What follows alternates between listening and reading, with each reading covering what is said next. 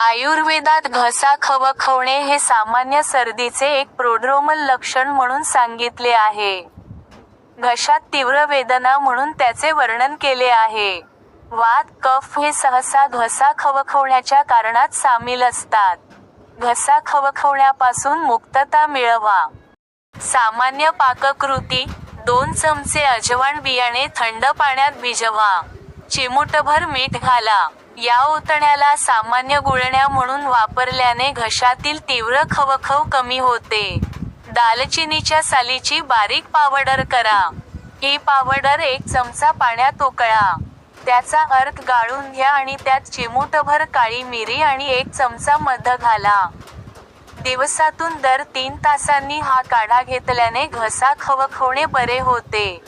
2 चमचे मेथीचे दाणे 1 लिटर थंड पाण्यात घालून मंद आचेवर उकळावेत.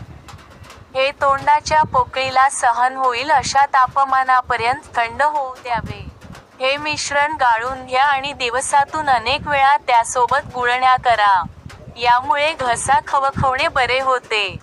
घसा खवखवण्यासाठी लिकोरीस हा एक सुप्रसिद्ध उपाय आहे. कच्च्या लिकोरीसचा एक छोटा तुकडा तोंडात ठेवा आणि तो नियमितपणे चावा. यामुळे घसा खवखवण्यास आराम मिळतो. चिमूटभर मीठ घालून सामान्य चहाच्या पानांचा काढा कुळवण्यासाठी वापरला जातो.